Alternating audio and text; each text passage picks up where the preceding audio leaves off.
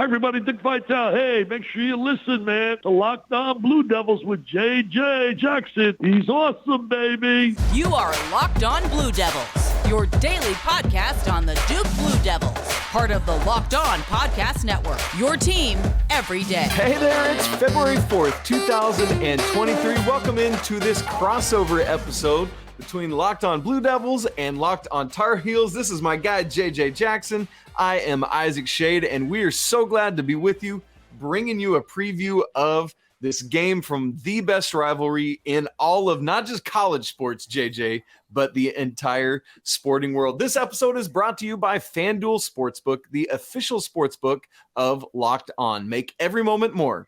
Visit FanDuel.com/LockedOn today to get started.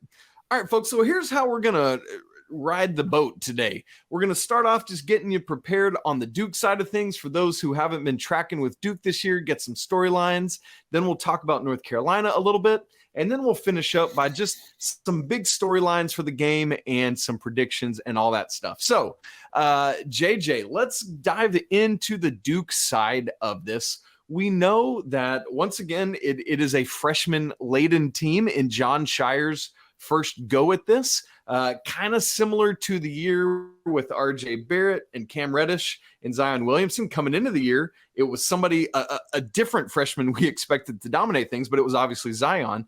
It seems like nationally looking in, that's the big storyline this year. We all expected it to be Derek Lively and Dariq Whitehead, but boy, this has been the Kyle Filipowski show. Isaac, you're not kidding. 7 times already this season, we've heard Kyle Filipowski be named the ACC Freshman of the Week, and we haven't seen those honors quite yet for Derek Lively II and Dariq Whitehead. The biggest reason for that is because those guys haven't been on the floor. They've both been battling injuries. Dariq Whitehead, his status going into the game is still a little bit up in the air. It's very possible he plays a little bit on Saturday in this big-time matchup against Duke and North Carolina, which would be massive for the Blue Devils. Because I tell you what, you go back to last week in Blacksburg, it was very ominous as to what the future of Dariq Whitehead in Durham would look like after his injury in that game against Virginia Tech. So, yeah, it's been the Filipowski show because the other two guys have been injured a little bit. But I've had a whole lot of fun watching Flip play this season. And great news on Dariq Whitehead. I mean, regardless of how fans feel about one another, you never want to see these young men hurt. And you and I talked about on Locked On College Basketball right after that. We were scared it was an Achilles and he was done. So great news. And hopefully Whitehead will be back on the floor. Notably, Jeremy Roach, JJ, is the returning experienced guy to help run this team from the guard position. What does he bring to Duke that they wouldn't have if it's just 5 freshmen all out there together? Just the experience piece, I think, is so important, and they need something like that. Obviously, it's already such a monumental year that for the first time in 42 seasons, someone other than Mike Krzyzewski is walking up and down the sidelines. You mentioned Jeremy Roach and what that means. It's also like the only guy that played meaningful minutes a year ago for Duke whatsoever. Jalen Blakes is the only other scholarship player returning this season. But as a freshman last year, Blakes barely contributed anything at all. So Roach, to be that junior captain is such a distinction to be at a program like Duke, as it is with the school like North Carolina, to carry out those standards as to what it means to be a Blue Devil basketball player each and every day. As he has played well, so has Duke. He's also had a couple of injury issues already this season, but coming into a game like this against North Carolina, also coming off a really big performance with 21 points earlier in the week at home against Wake Forest, Jeremy Roach is going to be the guy that kind of leads the engine for Duke in today's game against North Carolina. For North Carolina folks who haven't had an opportunity to yet see Duke play under John Shire, what are some things they can expect to see similar to a Coach Krzyzewski team? And what are some things they can expect that might be a little bit different?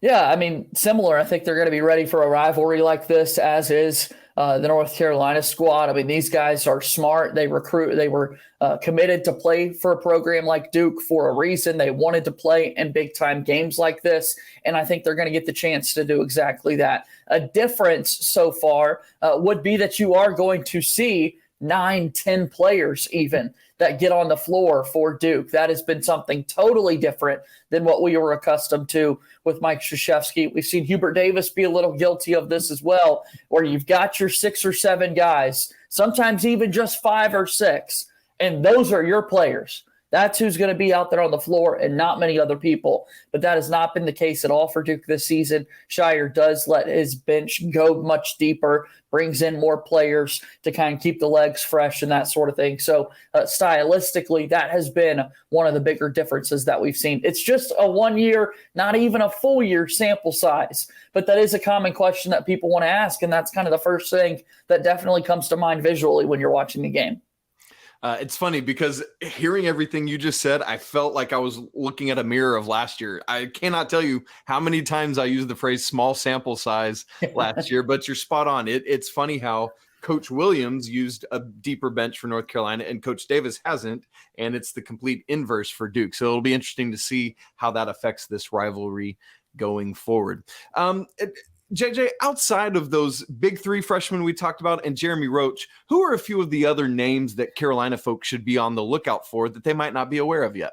Great question, because the Duke team is so new. Again, only 2 scholarship players returning from last year, and Jeremy Roach in his junior season is the only player who's had an impact whatsoever in this rivalry. So for Duke, you've also got 2 more 5-star freshmen that are incredibly talented in Tyrese Proctor and Mark Mitchell. Duke has gone into more of a lineup with Proctor being featured as the primary ball handler and point guard. He reclassified, came into school a year earlier. He's only 18 years old. He's an Australian native playing professionally over there with the NBA Global Academy.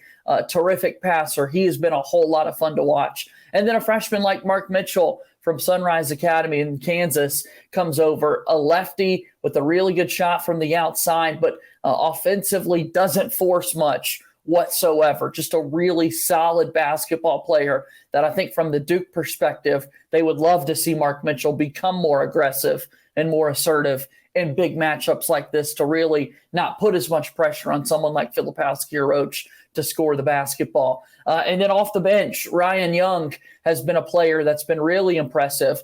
Like last year when we had the Marquette dynamic for both of these squads with Theo John and Dawson Garcia, as you've alluded to, Isaac, we've now got this Northwestern dynamic with Pete Nance on the UNC side of things, Ryan Young on the Duke side.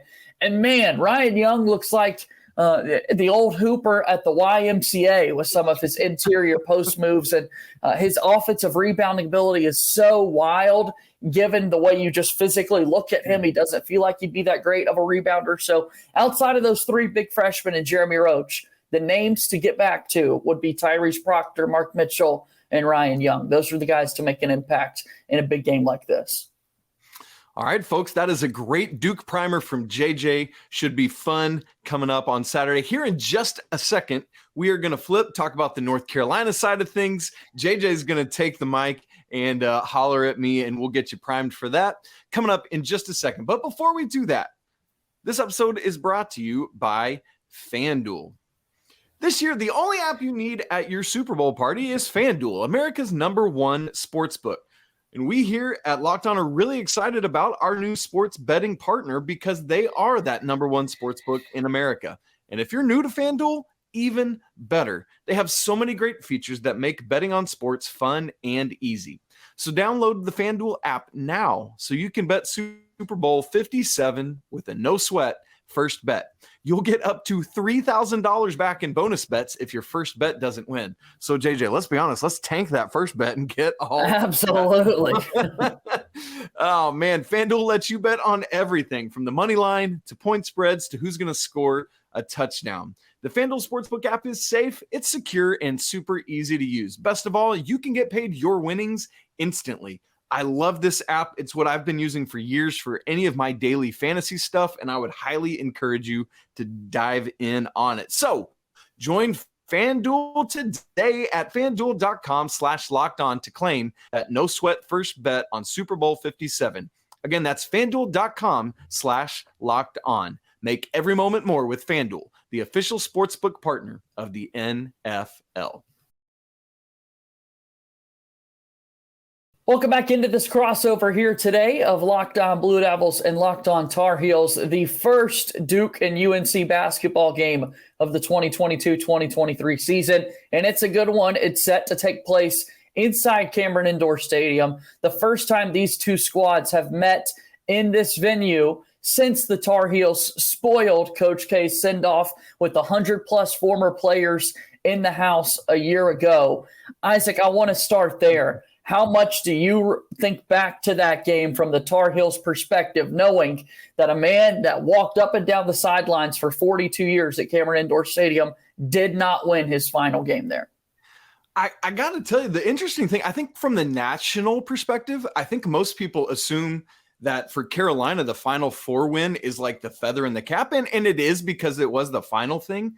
But I think inside the Carolina fan base, a lot of people cherish that win inside Cameron even more because of all the lead up to it, everything that happened, all the ESPN surrounding it, all the Jason Williams calling for a timeout from the stands of it, Coach K's frustration after it, the game before it. I can't remember who it was now, but that went into overtime. And so there, just a lot of the fanfare didn't happen before. And so for a lot of the Carolina fan base that I've talked to, it's like, man, I love the Final Four win. It was great, but by the time the game was over, I guess it was a double-digit victory. And so I started to say dominating. I guess it necessarily wasn't, but it was a double-digit victory. And so I think a lot of Carolina people look back on that with even greater fondness than the Final Four win.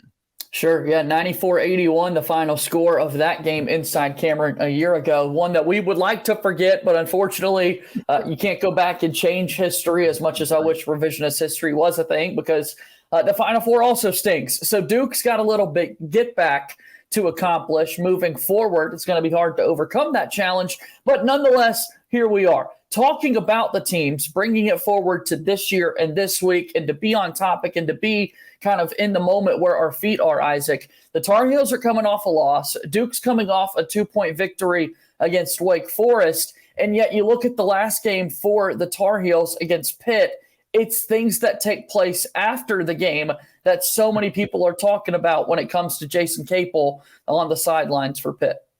Yeah, that was kind of a weird moment there with his brother, the head coach of Pitt, Jeff Capel, former Duke assistant, right, as we know. In the post-game conference defending him. Apparently, there was some post put out by the Carolina social media team that he thought was trolling his brother Jason, who had played at Carolina in the Matt Doherty era, which Duke fans probably look at fondly because Carolina was terrible in the backstretch of that. But yeah, that really overshadowed the game in a lot of ways. And I spent like a whole bunch of time on my own social media and Twitter trying to figure out what was going on, talking about stuff, and just kind of a weird sideshow to that whole game when you should be kind of reveling in a victory. Pittsburgh has won their last 3 in a row in the Smith Center and 5 out of 6 in the series. And so just interesting to take some crossfire after the game for that, but hey, you do what you do. Yeah, now Pitt, what a good team they are, and we're not going to spend much time talking about them here other than the fact that, yeah, not many people expected them to win the season series against North Carolina, and then also just this added dynamic of the Capel brothers this week, how fitting it is that this is the lead up to the greatest rivalry in sports in Duke and in North Carolina. We know how passionate it is. You're on one side or the other. You don't play both sides of the rivalry. And here we are. You talk about players that made an impact on the floor with Capel, his years obviously most recently as an assistant for the Duke Blue Devils, but also wearing the Duke jersey himself, right? Having half-court buzzer beaters as a player to Jeff Capel inside of Cameron Indoor Stadium. To think that you and your own brother could go play in this rivalry for separate schools is just wild to comprehend. And I'm glad we got that reminder this week ahead of this rivalry. Yes, absolutely. And the funny thing is a lot of Carolina fans are always trying to push back on that half-court buzzer because they're like, we won that game. Yeah. We won that game. Capel gets the highlight, but we won the game. You're exactly right. You're exactly right. No, it's fun. It's going to be a great game. And talking about this North Carolina Tar Heels team this season, a bit of an up and down year for North Carolina. Obviously, the preseason #1 team in the country. They're not ranked right now, Isaac. What's been the biggest issue with the Tar Heels? It's been inconsistency and lack of attention to details. That's what Coach Hubert Davis has been talking about a lot this season, is the discipline to focus in on the little things that make a team go from good to exceptional, or strong to great, or elite, or whatever it may be. I think a lot of people just assumed, hey, you're bringing back 4 of the 5 starters from that team that ultimately went to last year's national championship game and fell to Kansas by 3. But every team is different, and everyone you add into that mix changes things just ever so slightly. And so a big part of it is that Caleb Love has not been hitting shots. He's shooting under 30% from 3-point land this season. That ain't going to do it for you. Part of it is that Pete Nance is a completely different basketball player. Not completely different, but quite a bit different than Brady Manick.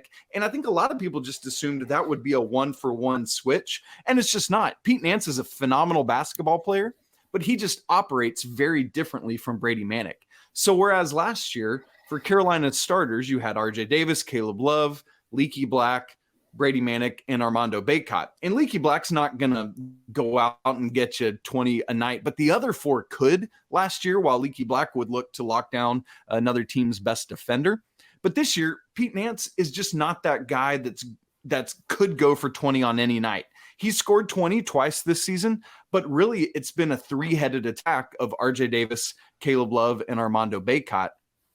But beyond that, there's not that 4th scorer on a consistent level that teams have to account for. And so you can really hone in your scouting report on Davis and Love and Bacot.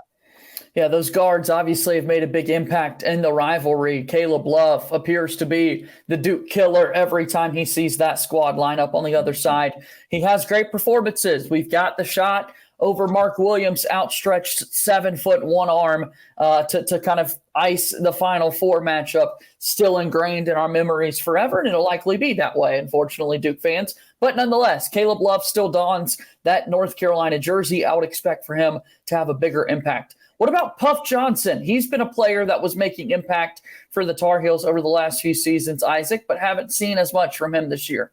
Yeah, part of that is Puff Johnson, his whole career, this is his junior season, has been in and out with injuries his whole career, and the same has been true this year. Missed the first several games of the season and has actually missed the past 3 games for Carolina, just with some lingering knee soreness that also kept him out at the beginning of this season. There's nothing that leads me to believe that he will be playing in today's game. Has been in street clothes, and it's, a lot of times you kind of see that ramp back up to playing, right, and he's not been. So I do not expect him to play in this game, which is a big blow for the Tar Heels, who with him are certainly 2 points better than they would have been otherwise in that game against Pitt on Wednesday night. And so that is a big blow to Carolina's depth as well.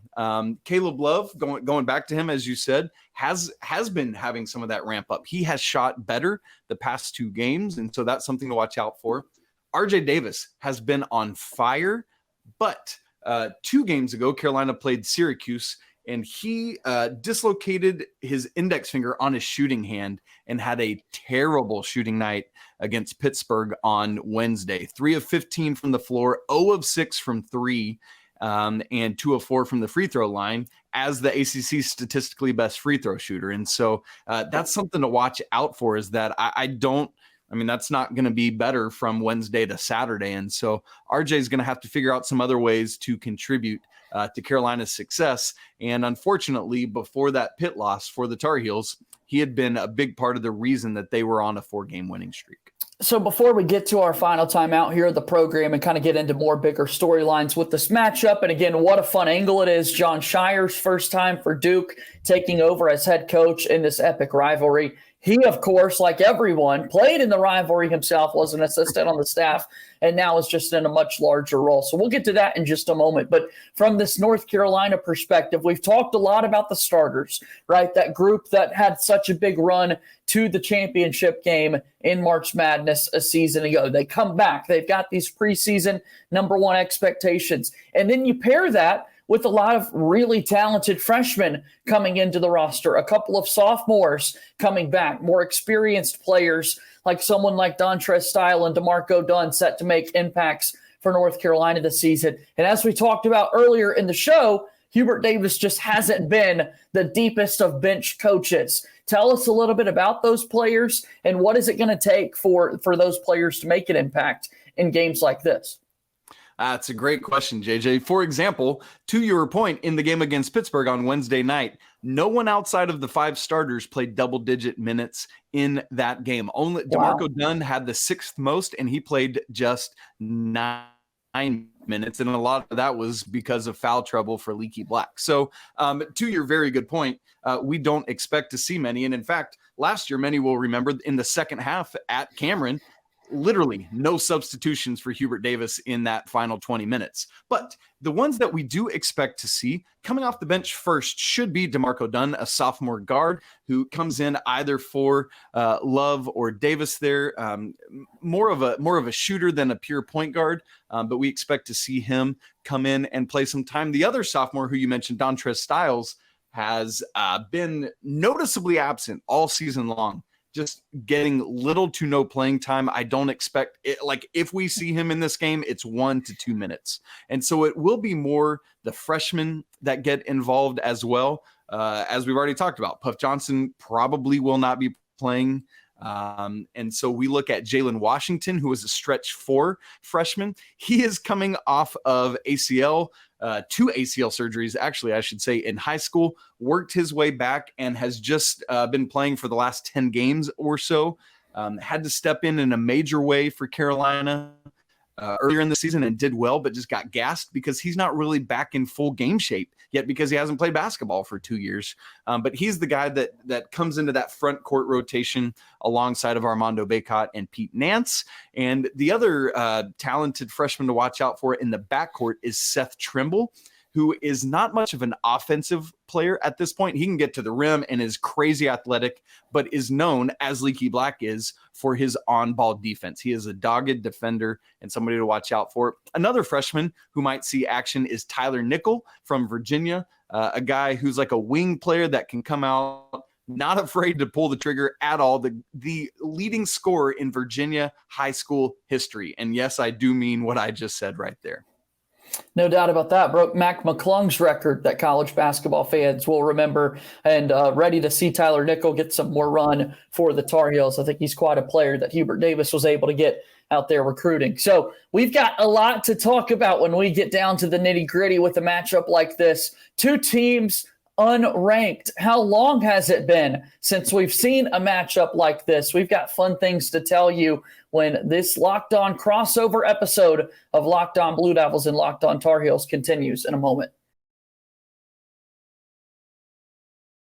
This show today is brought to you by our friends over at Built Bar, a proud presenting sponsor of the Locked On Podcast Network. If you're looking for a delicious treat and don't want all of the fat and calories, then you got to try Built Bar. We all want to be eating healthier, and Built Bar wants to help you accomplish that with something that is actually tasty. What makes Built Bar so good, you might ask?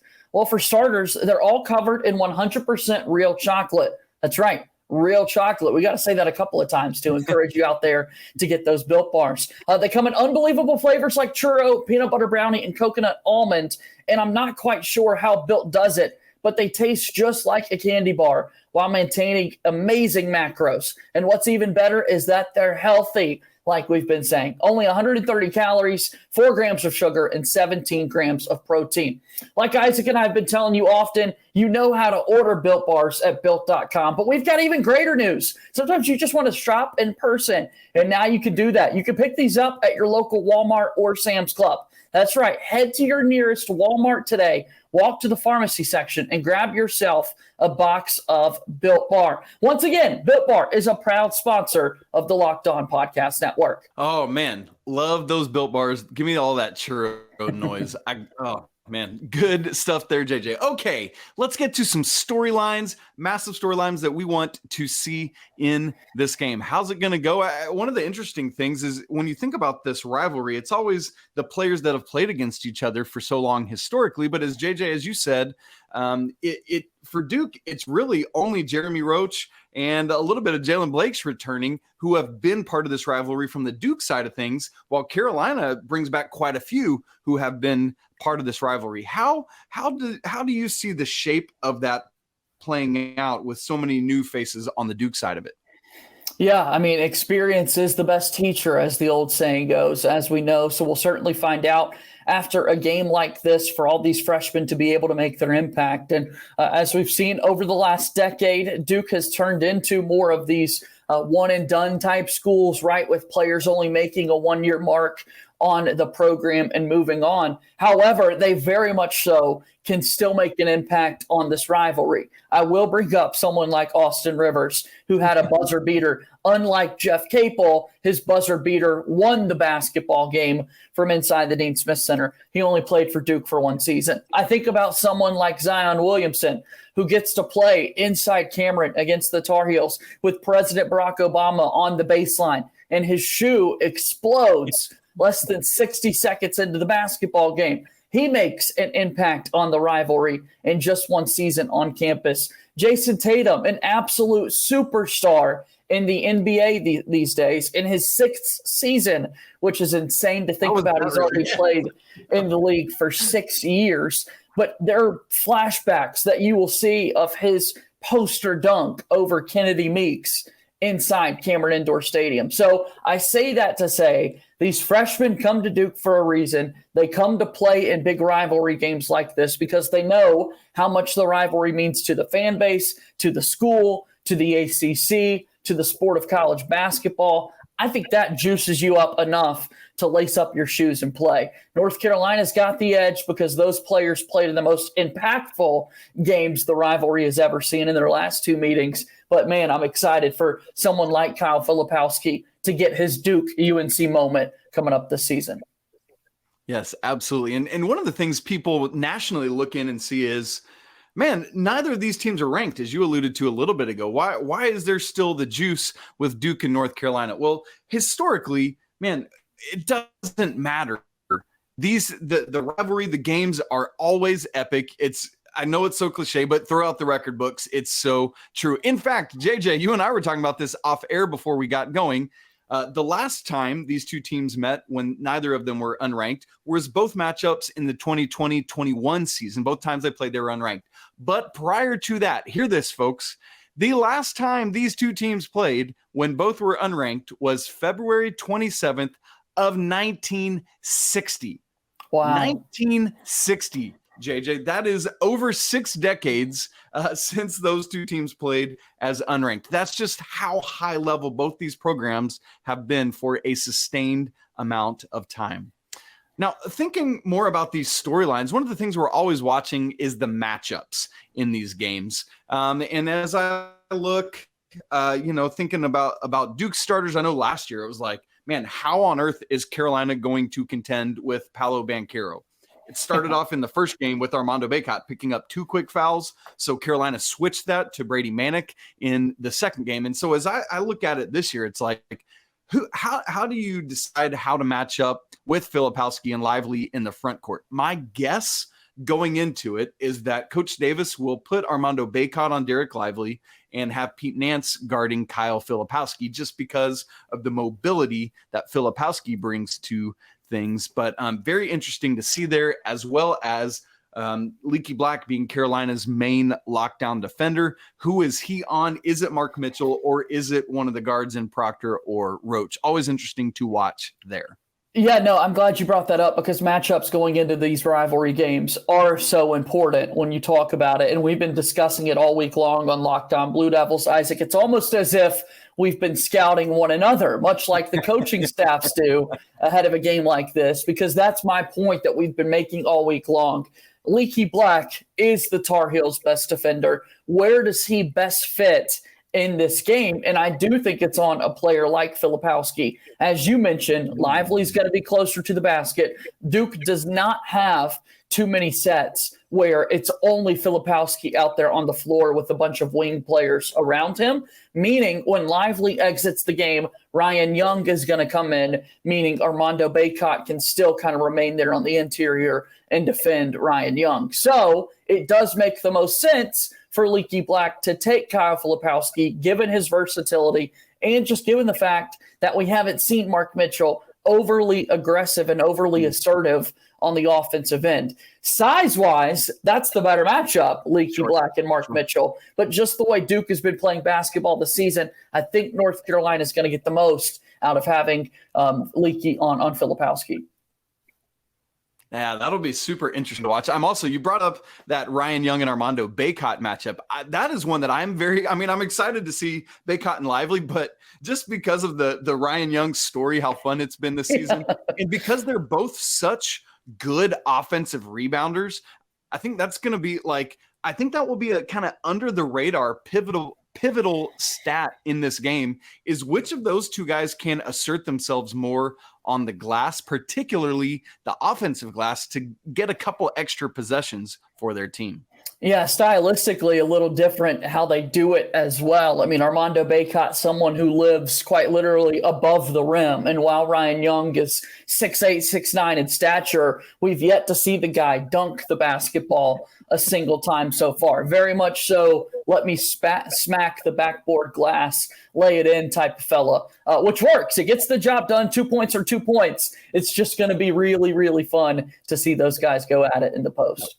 And the question is, can we get that Northwestern matchup at some point in this game with Young and Pete Nance guarding each other? That'd be a lot of fun, and I'm sure fun for those two guys especially. Well, JJ, final parting shots. Any other storylines before we make a couple predictions here? I would just circle back, Isaac. Once again, we saw it a year ago when a man takes over for Roy Williams, right? When Hubert Davis steps into the big shoes. We know what this rivalry means. I mentioned all the iconic moments that you think of. And now, for the first time in 42 seasons, North Carolina fans, and I do know how they felt about Mike Krzyzewski. I live on social media. I've been in the state many years as you have. I know the chatter in grocery stores and that sort of thing. You will not see Coach K present inside Cameron Indoor on Saturday. It's John Shire. It's a whole different dynamic. What is that going to be like from the North Carolina perspective? Those are the storylines and things that I'm going to be processing as this game plays out and as we move into the new era of the rivalry.